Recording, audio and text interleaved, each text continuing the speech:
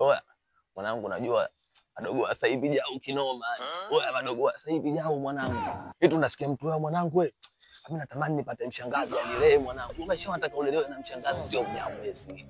Unajui kupendeza mwanangu. Kwani upo kwa ni ropo, ni ropo hata Mnyamwezi kama hivi ulelewe shangazi utampata wapi mwanangu? Oya. Mashangazi wanataka mtu kwanza ambaye Mnyamwezi kama hivi. Umeelewa mwanangu? Wanataka mtu ambaye anasipa, yani amejaa muda wote kujini. Anajua kikamia na kamia mwanangu. Oya wewe. Unataka vijana ambao wanakamia.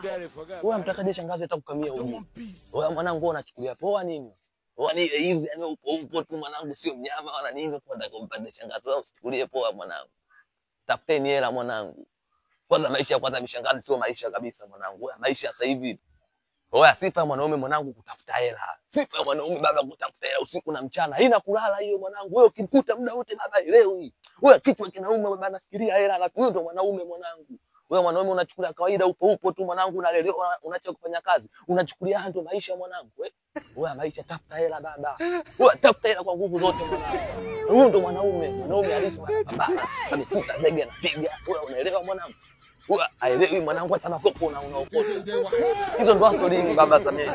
Asolini baba tunaitwa. Tafuta hela mwanangu. Wewe haya maisha ukiwa na hela huwezi kuishi kawaida mwanangu. Unapoa kama hivi mwanangu. Yaani unapoa kweli.